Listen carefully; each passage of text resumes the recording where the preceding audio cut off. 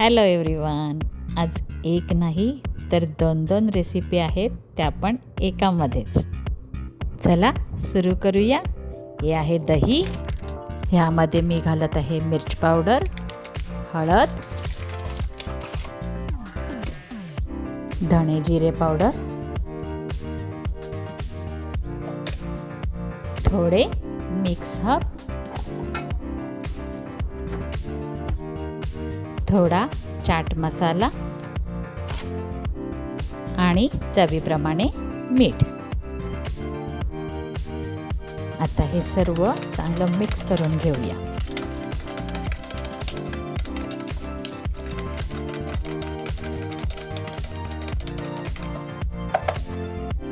आता ह्यामध्ये मी घालत आहे 2 चमच बेसन आणि हे बेसन देखील आता आपल्याला चांगलं मिक्स करून घ्यायचं आहे. आता ह्यामध्ये मी थोडं पाणी घालत आहे आणि हे देखील मी मिक्स करून घेत आहे. पकोडासाठी मी पनीर खिसून घेतलेला आहे आणि पालक आणि ब्रोकोली बारीक कापून घेतलेला आहे. आता ह्यामध्ये मी घालत आहे मिरं पावडर, थोडे मिक्सअप आणि चवीप्रमाणे मीठ.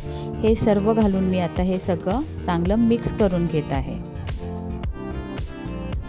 ह्यामध्ये मी एक चीज क्यूबसुद्धा किसून घेतलेला आहे. आता हे सर्व मिश्रण चांगलं मिक्स करून घेत आहे.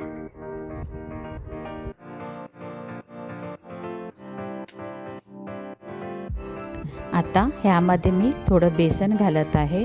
मी थोडं कमी घेतलं आहे कारण ह्यामध्ये मला किटो रेसिपी तयार करायची आहे, तर तुम्ही बेसन थोडं जास्त घ्या. बेसन त्यामध्ये सर्व मिक्स करून झाल्यानंतर आता आपण ह्याचे पकोडे बनवून घेऊया.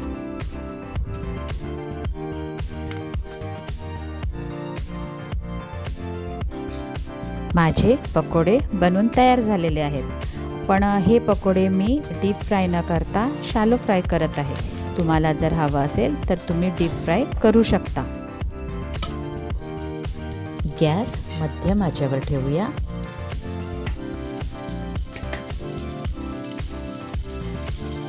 आता मी पॅनमध्ये थोडं बटर घालत आहे आणि थोडं तेल घालत आहे आणि मी थोडं लसूण ठेचून ठेवलेला आहे, तो देखील मी ह्या फोडणीला घालत आहे. आज आपण एक नाही तर 2 रेसिपी ट्राय केल्या आहेत आणि नॉर्मल पकोड्यापेक्षा आज आपण पालक, पनीर आणि ब्रोकोलीचे पकोडे तयार केलेले आहेत. हे थोडी हेल्दी रेसिपी आहे, किटो रेसिपी आहे आणि काहीतरी नवीन आहे.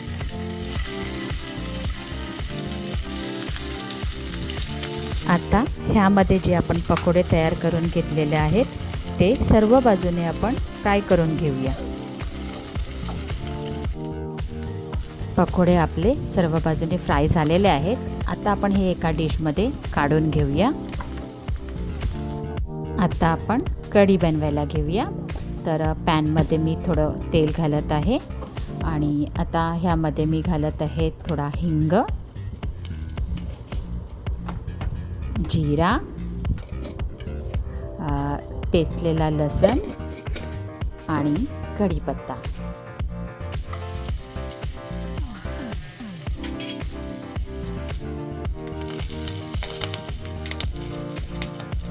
आता ह्यामध्ये मी एक कांदा घालत आहे, जो मी बारीक कापून घेतलेला आहे.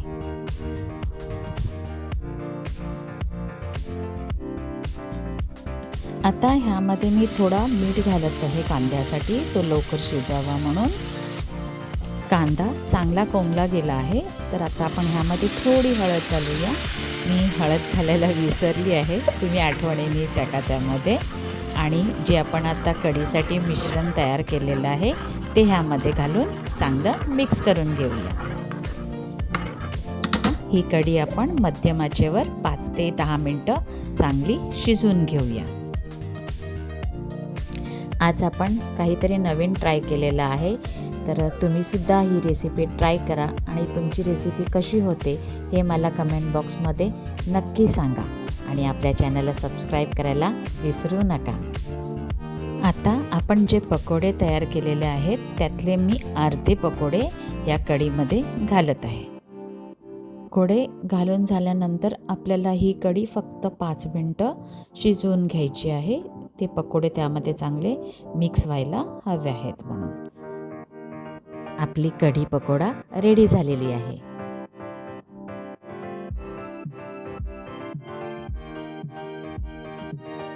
आता आपण आपली जी दुसरी रेसिपी आहे केटो रेसिपी त्याची तयारी करूया. ह्यामध्ये मी थोडे मशरूम घालत आहे. तर मशरूम कसे साफ करायचे ते मी तुम्हाला ह्यामध्ये दाखवत आहे.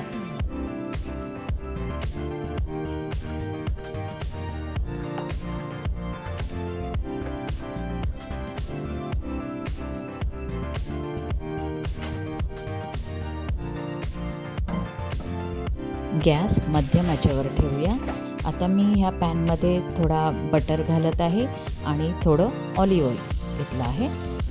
आता ह्यामध्ये मी हे मशरूम चांगले तळून घेत आहे.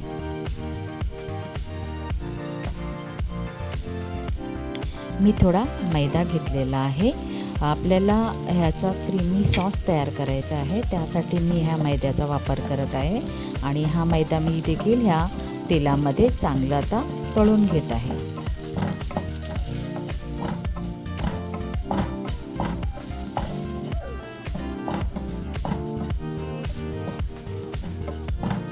मैदा आणि मशरूम आपले चांगले फ्राय झालेले आहेत. आता आपण यामध्ये घालूया थोडं दूध.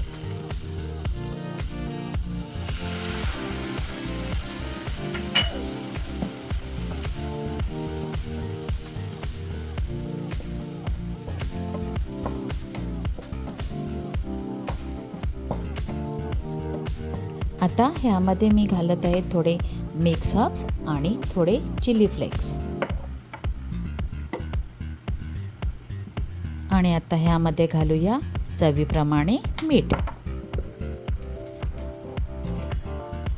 हे आता आपण सर्व चांगलं मिक्स करून घेऊया. ह्यामध्ये टोटल 1.5 वाटी दूध घातलेलं आहे.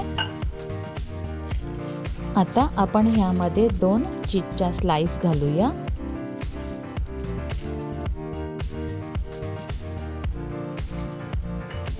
आता हे सर्व चांगलं मिक्स करून घेऊया.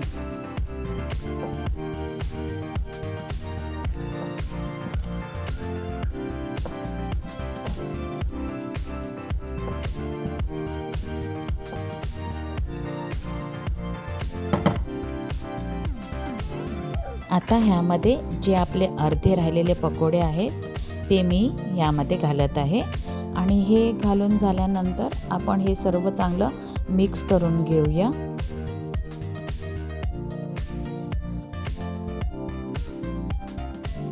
आता आपण हे 5 मिनिटं मंद आचेवर शिजवत ठेवूया.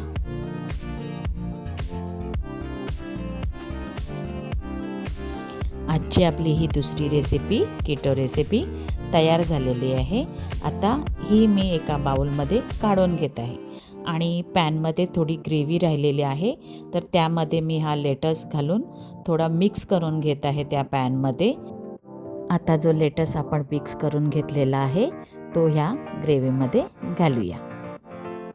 आजचा आपला हा व्हिडिओ तुम्हाला जर आवडला असेल तर लाईक करायला विसरू नका. थँक्यू.